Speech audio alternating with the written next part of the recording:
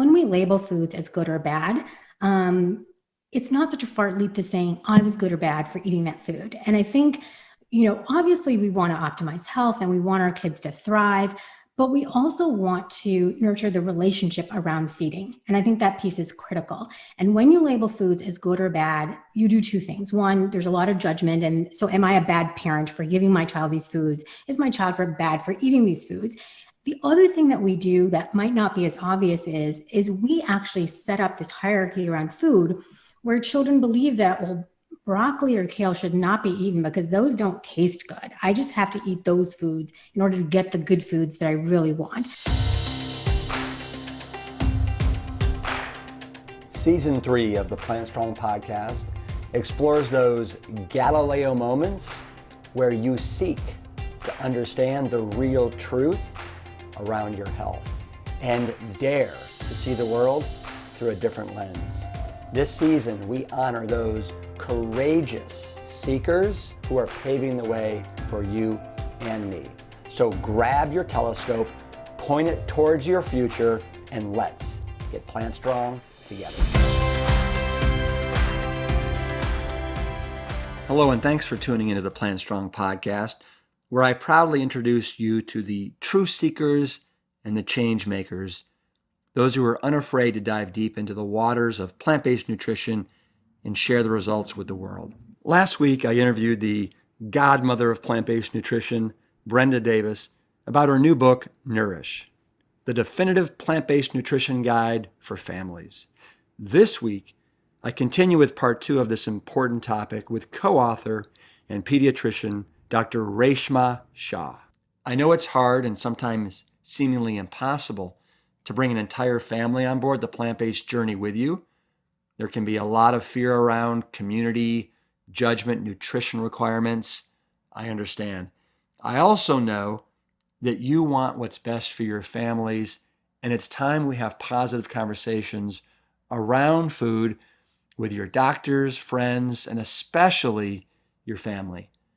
The book gives families the tools, resources, and even fun recipes that will bring joy, abundance, and most importantly, nutrition back to the family table. It will also instill confidence that you're making great decisions for the benefit of your family. Enjoy. Welcome to the Plant Strong podcast. Today I have the pleasure of speaking with Dr. Reshma Shah. She is the co-author of this fantastic book, Nourish. As you know, last week we had Brenda Davis on the podcast, and Brenda was telling us, Reshma, that you two met on an airplane. You just happened to sit next to each other, and then this kind of magic connection happened. How did that happen for you? So we, as Brenda mentioned, we were both flying down to Southern California for the Plantrition Conference, and she happened to be sitting in the same row with me. And I mean, I felt like I was sitting next to a celebrity. There was Brenda Davis. She was one of the speakers of the conference, and she's so humble and just so down to earth. She sort of introduced herself and she said, "Oh, I'm Brenda Davis. I'm actually one of the speakers of the conference." And I thought, I know exactly who you are. You don't have to introduce yourself.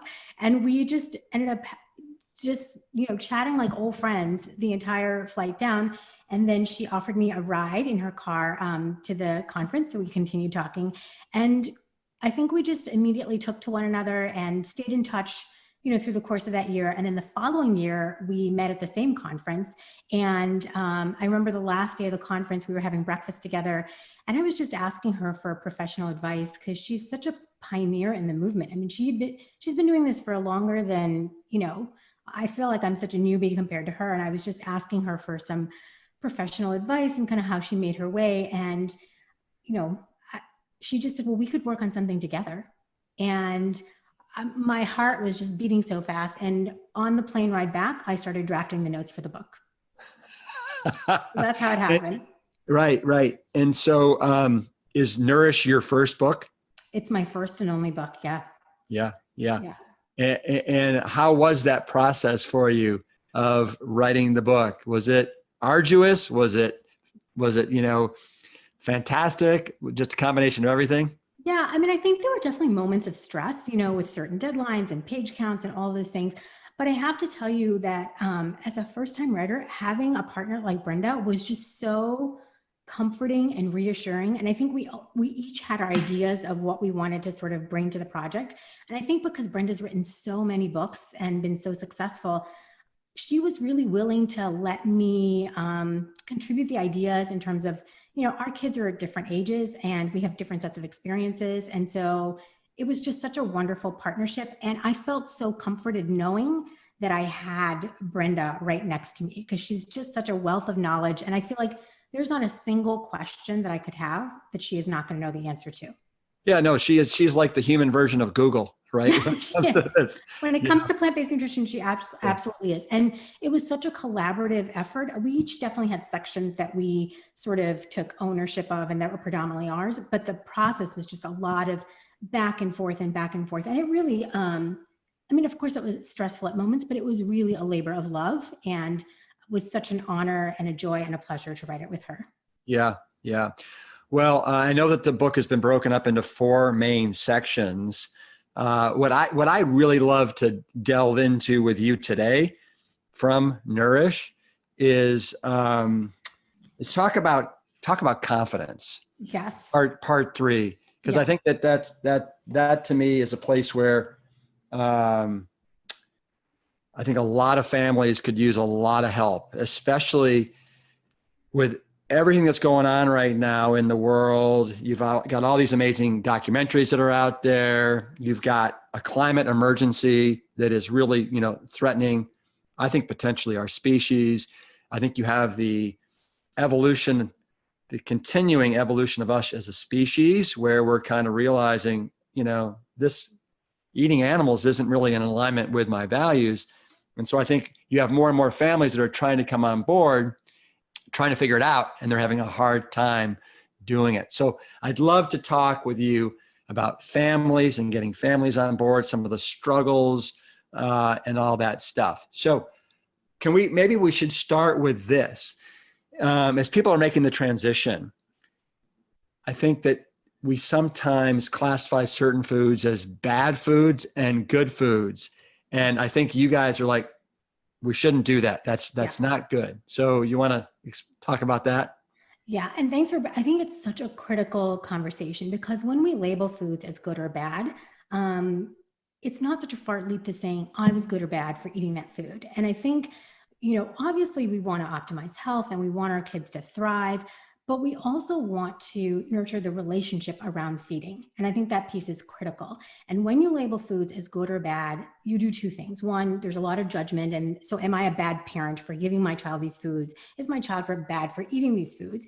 The other thing that we do that might not be as obvious is we actually set up this hierarchy around food where children believe that, well, broccoli or kale should not be eaten because those don't taste good. I just have to eat those foods in order to get the good foods that I really want. So I think every family is going to have their sort of own words and terminology that they use around these foods. Some people call it fun food, some people and I think the more that we can sort of take these labels away and just encourage our children to eat a variety of nutritious foods without labeling them or without judging them, ultimately, first, they're going to eat more of the foods that we're sort of offering. And secondly, they're going to have a long-lasting relationship that's grounded in joy and abundance around food.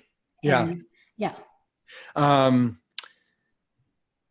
want to dive into family meals because that to me, I look back on my childhood and that to me was really the cornerstone and the foundation of us as a family was every dinner. We made that a huge priority and you are a huge advocate for that. And before I let you loose to talk about that, I just want to read a little passage from your book. And this is why family meals matter. And you guys say, in fact, some researchers suggest that, quote, family meals have more to do with an adolescent's positive outcomes than socioeconomic status, family structure, after-school activities, tutors, or church. I couldn't agree more. Yeah, it's pretty powerful. And I, just like you, I grew up in a very traditional Indian household. We had family dinner every single night together. I mean, the only exception was if, somebody was at a friend's house or something like that, but it was every single night. And I think that is the foundation. You just sort of set the expectation. I think today parents definitely face more challenges. I remember one time when my kids were a little bit younger, my parents were visiting, before COVID. And my mom was sort of overwhelmed at the busyness of their schedules. She's like, I don't understand how you do this. Like, this one's got soccer practice and this one's got after school this and after school that. I think she was exhausted just looking at her schedule. So I think it's important to acknowledge that families are busy and it requires prioritizing things. And just as with when we talk about good food, bad food, I think, passing judgment in terms of whether you're a family that has family meals and therefore you're a good parent or a good family versus a family that doesn't, it's all about sort of just making steps to incorporate this into your life. And it's going to look different for different families. And the research, when they look at the research on families' meals and some of the statistics that we cite, the meals that they sort of cite for research purposes is 5 or more meals eaten together as a family. But that doesn't mean you're not going to benefit from just starting at 1 and sort of gradually moving your way up. And I think it's the same way as when we talk about plant-based foods. Start where you are and sort of gradually add in. And there's also been research to show that it doesn't necessarily have to be the dinner time meal. I mean, I think for a lot of families, it's the easiest time of day to come together, but it could be, breakfast, or even if you've got a kid that's got late night practice, when they come home and if they're eating a meal at home, sit with them at the table with a cup of tea. It's definitely about the food that's being served, but it's also about the time that you take to connect with one another and sort of slow down. And we also talk a lot about strategies about what you should and try to avoid to do at the dinner table as well. Yeah. Yeah.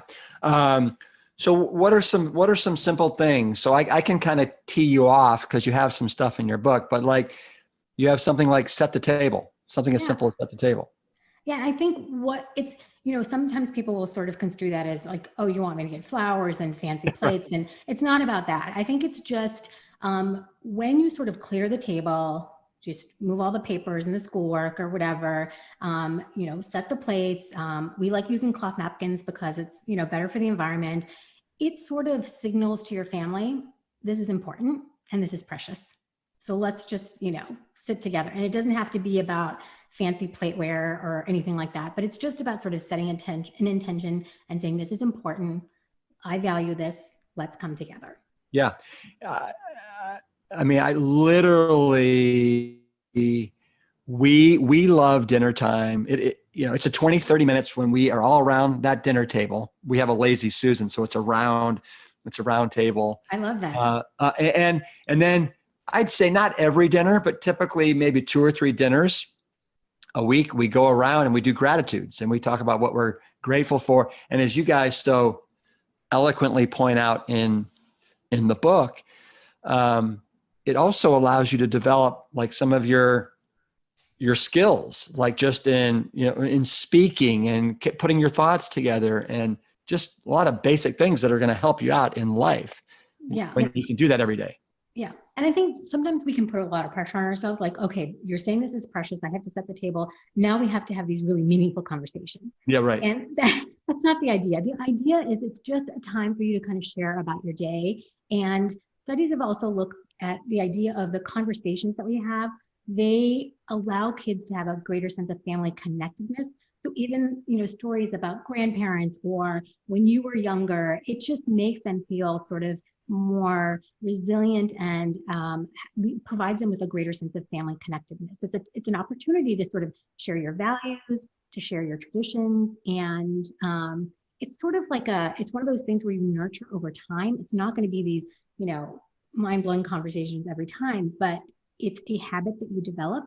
And I can tell you that in our family, everyone sort of there's no battle or fight against family dinner because it's just been, I sort of describe it like when you get into a car and you put your seatbelt on, it's just something you do. It's not something you argue over or you negotiate. It's just something that your family does. And so for us, family dinner has just become something that our family does. And how many children do you have and what are their ages? Yeah, so we have 2 kids. I've got a 15-year, almost 16-year-old. Gosh, it's going to be 16 in just a few short weeks. And then an 18-year-old. 16 and 18. Wow. Wow. So they're almost out of the house. Yeah, my daughter was actually supposed to go away to college on the Oh, East yeah. Coast this fall, and she, with COVID and everything, she just decided to sort of take some classes closer to home, and we'll head off next year. So we get her for another year.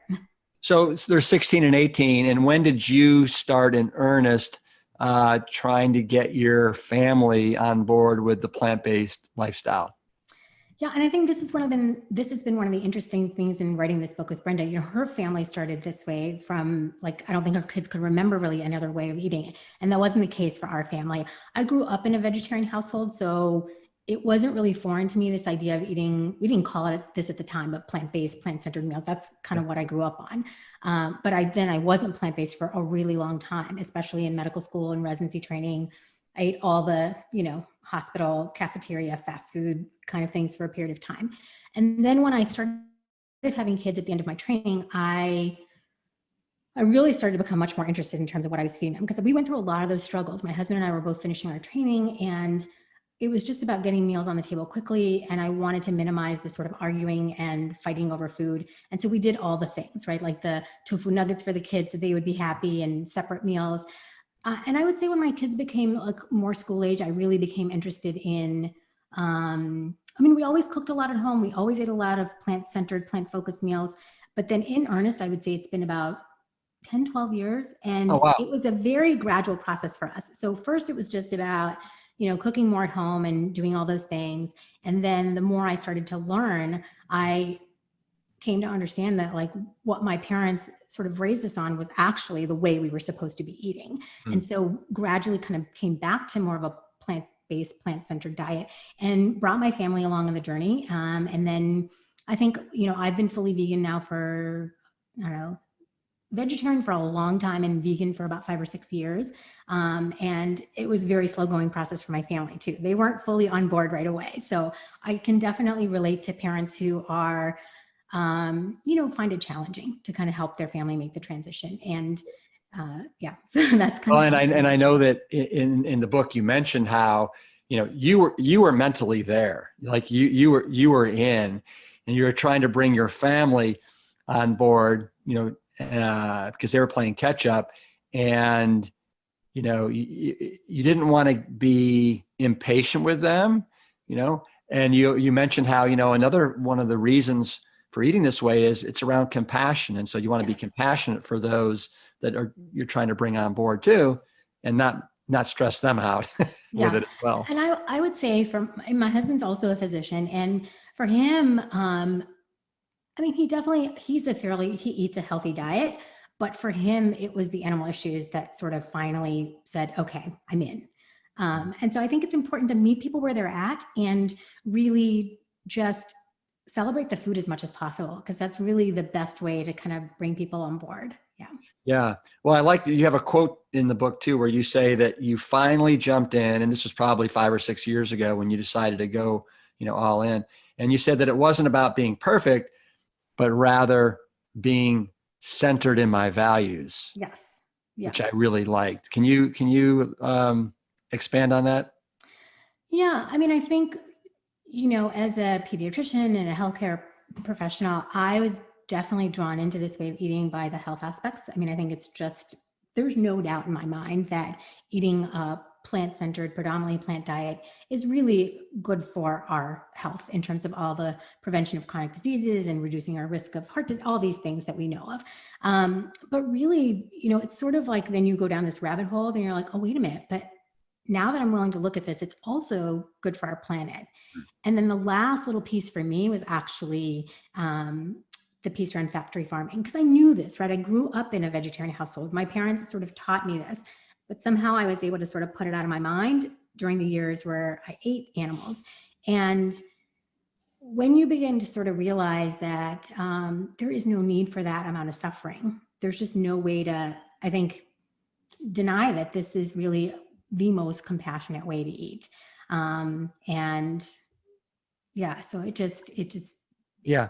yeah. And for me, in terms of being centered in my values, like, I think it's really important to, even if your family isn't fully on board, because I get this question a lot. If you're in a loving, kind, supportive relationship, you can ask for their respect. And so what that looked like in our family is when I really kind of jumped in, I said, this is it. I've drawn the line. I'm not going to cross it. Even though, my family wasn't fully on board, they gave me a ton of support and respect in terms of, the shopping and what we brought in the house and what we didn't. And then I, in a very kind, loving way, offered them flexibility outside of the home. So when they weren't fully ready to kind of make the plunge, I tried to sort of decrease the amount of conflict that it caused in that household. Yep. No, that's really important. And I know, for example, I experienced it myself at the Firehouse, and with a lot of firefighters that contact me that are trying to get on board with this, just the amount of tension and friction that they're experiencing at the Firehouse typically with the other guys. And I tell them, listen, you don't have to have them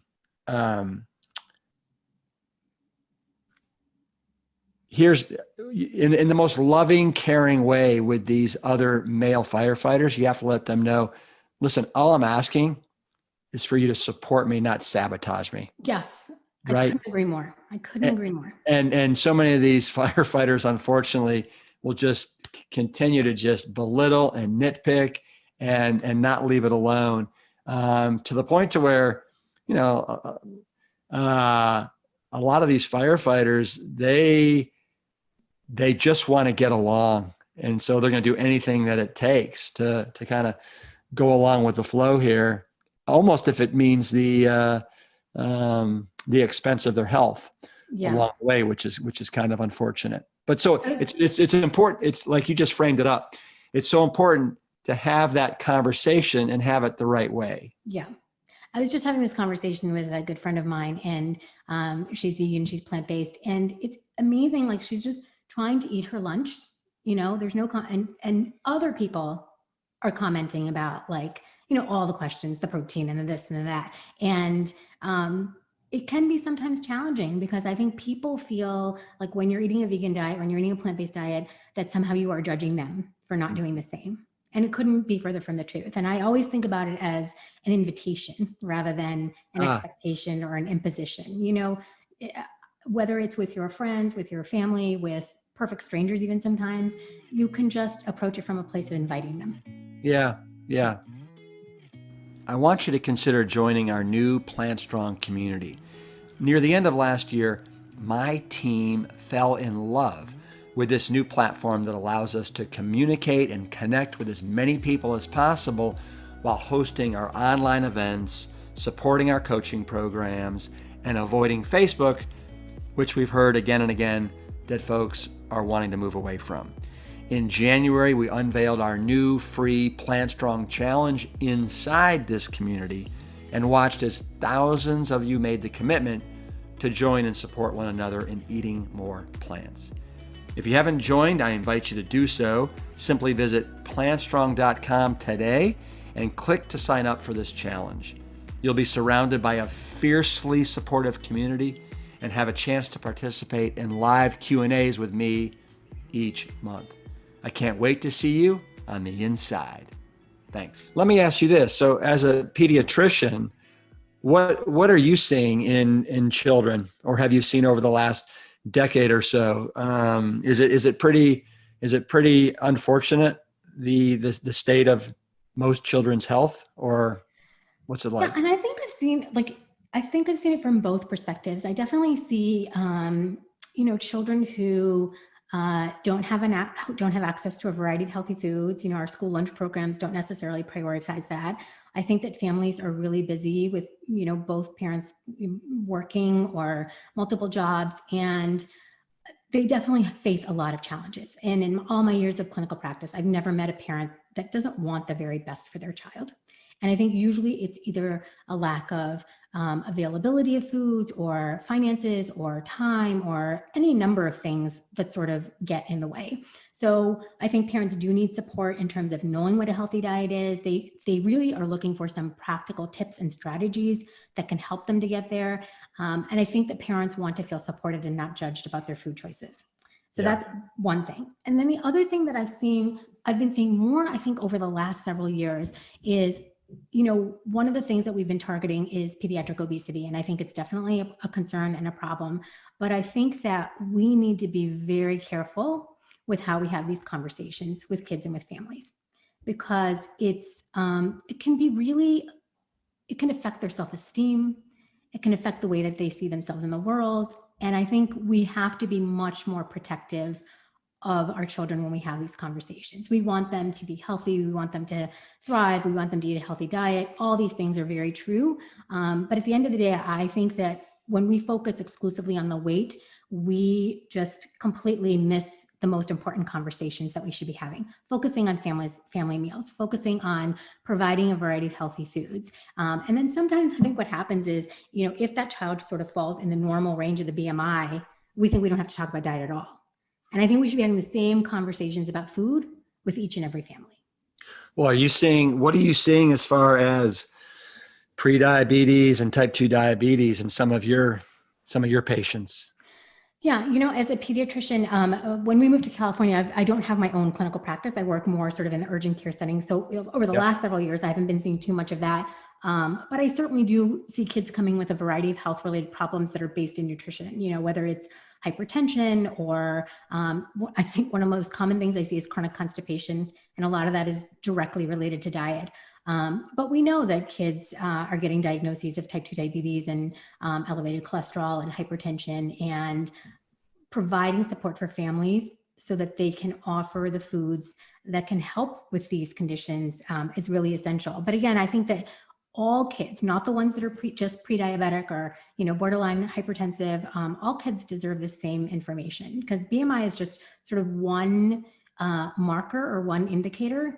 And it doesn't go into the sort of relationship that family has with food and, the focus on family meals and enjoyment. And the same things I think are true for all of these families. I had this one child I'll never forget who had seen her pediatrician and then came in about 6 months later because the mom said that she just wasn't eating anymore. And, she was having problems with her appetite. And initially I thought it might be reflux or something like that. And I dug a little deeper and I found out that at her well child care 6 months ago, her BMI had plotted in the, abnormal range and in the higher range. And it was recommended that they modify their diet. And I think she was 11 or 12. What that child heard was, there is something wrong with my body. And she started restricting her food intake. And, she would have a small breakfast and then she wouldn't eat the rest of the day. And it just sort of set up this dynamic because the conversation focused on the BMI instead of like, what does your family eat? And oftentimes when I ask these families, the parents are really trying to create family meals and they're having difficulty getting the kids on board. And so I think what parents and children need from healthcare providers is positive conversations around food and empowering them with things that they can do that will improve their health instead of just focusing on the BMI. Yeah. Well, speaking of that, are you, and maybe you're not seeing this because you're working in emergency medicine, but I'm wondering if your average pediatrician is seeing eating disorders in children, let's say maybe ages 8 to 18, and how frequent that is becoming, if it's becoming more and more kind of a thing. Yeah, I think it's definitely becoming more and more of a thing. I think there's a lot of focus on weight and BMI. And I think the messages that we give our kids are very complicated, right? Like that you have to sort of look and be a certain way. And that comes from sort of restricting your food intake, which is the last thing we want our children to be doing. So I think that the conversations that we have with kids and families is really, really important, and how and what we say matters a great deal. Just in sort of researching this book and talking to other mothers and stuff, I can't tell you the number of people that have told me that a negative comment at their pediatrician's office resulted in some sort of, even if it's not a full-blown diagnosable eating disorder, but disordered eating patterns.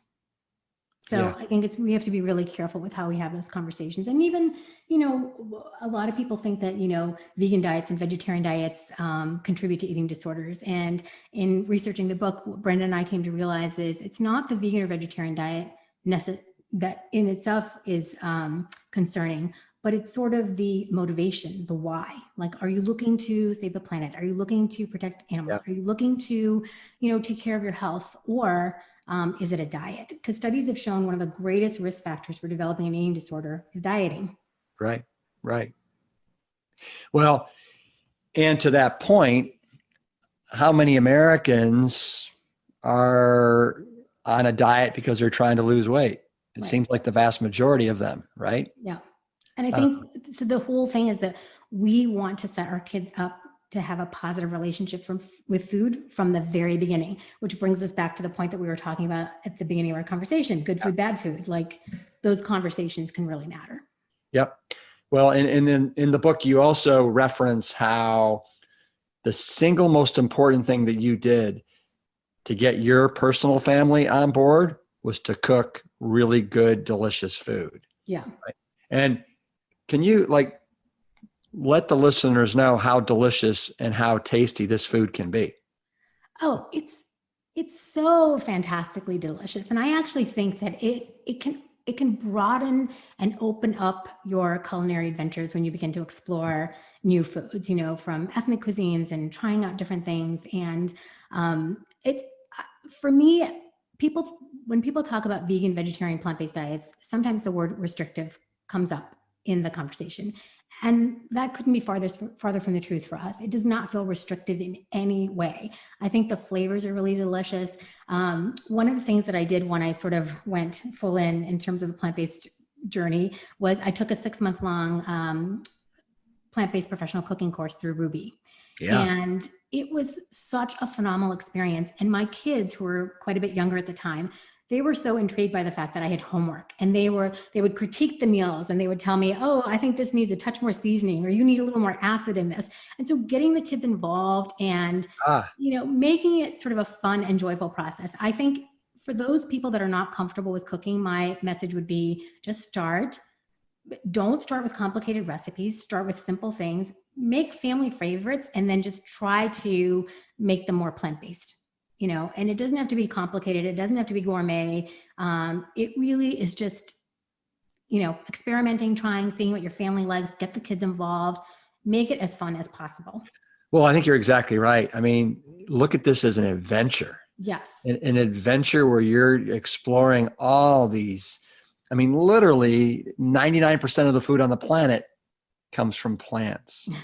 And yet most people, they only really circulate around a dozen or so different plant-based foods, if that. We actually just planted a garden in our backyard, that coincided with COVID. And our 6-year-old, every morning she goes out and she runs and she picks some kale or some beet greens, checks how the carrots are doing, the scallions, the pumpkins, and she's making her own salads every morning. It's really spectacular. Yeah, that's so wonderful to see. Yeah. But like you said, get your kids involved just in some way, shape, or form. You guys have 52 absolutely delicious looking recipes in this book. Is that you, Brenda, somebody else? How did you come up with those recipes? Yeah, so all the recipes were created by Brenda and I, the two of us. So I would say it's about half hers, half mine. And you'll see slightly different approaches because I think Brenda and I definitely have slightly different ways of cooking and, things that we may or may not do in the family. I think especially with having 2 teenagers and given all the things that we talked about, I think that my recipes will be a little bit more, they may have some salt or oil or things like that Brenda's may not have. But all the recipes are ours. And then we had some amazing recipe testers that really helped us to kind of fine tune and make sure that the recipes were delicious. Well, so just for our listeners, I want you to know that I have checked off several that I want to make over the next 2 weeks. And it's about 10 of them that just jumped out at me. I'm going to read those. Okay. Okay. So the first is, and this is for my kids who I just know will gobble these up. The oatmeal bars look just like fantastic. Chickpea chocolate chip cookies. Those are a favorite. And I'm actually going to give you like a bonus secret tip for that recipe. Okay. Which I discovered after we published the book. Yeah. Which is when you're blending up your chickpeas and your nut butter and all that stuff, you throw in a tablespoon of yellow miso paste, Ooh. and it gives the cookies this sort of salted caramel flavor. Okay. Say no more. Right. Snickerdoodle hummus. I mean, come on, get real. Really. Snickerdoodle hummus. I have to try it. Yeah, it's delicious. What do you recommend having that with? I think it's perfect with like sliced apples. Aha. It really goes well with that. Yeah. Yeah. Uh, Kind shepherd's pie. I am a just diehard fan of good shepherd's pie with the potatoes and the, I don't know, just want to have lentils in it maybe, but lentils and peas and it's just so satisfying. So that jumped out. Yeah. Lemony chickpea pasta with mushrooms and broccoli. My kids love anything broccoli. And that recipe comes together so quickly. It's like perfect for a quick week. And it's got everything in there, right? It's got your broccoli and it's just like a one bowl meal and it's perfect. My kids really like that one. Yeah. Yeah. Mango, avocado, and black bean salad. Every one of those ingredients, everybody in my family loves. So that'd be a great salad. Banana walnut pancakes. Yeah. Every Sunday we make pancakes. And so I want to try those out. And then the last thing was the curried red lentil soup. Yeah. So anyway, those, can't wait to try all those. Well, I hope you enjoy them. Oh, I will. I want to read, you have a passage in here that I want to read because I just want to harken back to what we were talking about with the dinner table and how important that is. And this is page 264 here. It's, despite all of the potential advantages, family meals are not a panacea. Our children will still struggle with school, with relationships, with food, and with health, both physical and mental. But those rituals practiced with consistency may diminish their chances of experiencing such suffering. And if such suffering should come upon them, the foundation of family meals can be a wonderful source of ongoing support, comfort, and love. Through the food and conversations that we bring to our dinner tables, we have the wonderful and fantastic opportunity to nourish our families each and every day. Amen to that. Because you're right. I mean, life is hard, right? And we're all going to have our own set of struggles, whatever they may be.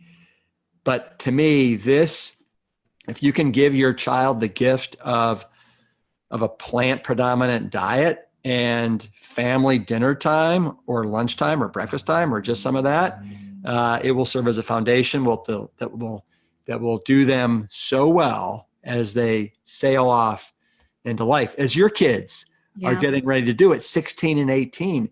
And, thank goodness that this is something that they have had from you and your husband now for a good, sounds like almost 10 years plus. Yeah. There's one story that always sort of warms my heart. And it's this idea of this, just being consistent, and it might not seem very dramatic, but our children are really paying attention. I remember we have this tradition of just sort of checking in with one another's day, like, how was your day? And, my kids are teenagers now, so they're just like, it was fine. They kind of roll their eyes. But I can't remember what exactly it was, but I had a particularly hard day and I was just kind of quiet at the dinner table. And my son sort of picked up on the cue, like something's off. And he turned to me and he said, "Mama, how was your day?" And it's one of those things where you don't expect it. You don't expect it. And it just, I don't know. I think that sometimes we take for granted that those little things, they may seem sort of annoying or irritating to our kids, especially our teenagers, but they are paying attention and they rely on us to give them that structure, that routine, and that opportunity for connection. So even if they seem resistant, even if they're rolling their eyes at you, keep going. Mm-hmm. Well, absolutely. And, another thing that you write about in the book that I completely agree with, and again, why I said that the gift that you've given your children by bringing them on board with this lifestyle is that a lot of times I think the palate that our children develop as they're growing up, will then kind of become a pattern into adulthood. Absolutely. And so what a great gift. Yeah. But I think I will also say that is very, very true. And I completely agree with it. But no matter where you are, it's like not too late to start. Because sometimes parents will read this book or they'll come to me and they say, but my kids are already like 10 and 12. Like it's too late. I've messed up already. And that's not the case. Like they are flexible, they are resilient. And if you invite them along, you just be persistent, be patient, and they will come along. So even if your kids are older, it's not too late. Good point. Good point. There's so many different, parts of the spectrum. Like my father, for example, I was talking to him just the other night and he was telling me how he is right now counseling a 91-year-old male, right? Who's just getting on board now because he wants to kick the heart disease and, go into his hundreds. Yeah, it's never, I don't think it's ever too late. And I think it's just, it's wonderful. Yeah. If your dad can support someone at 91 years of age, then we can definitely support a 9-year-old, right? Yeah, totally. And, and my kids, they have they have this gift of, they don't know any other lifestyle. Right.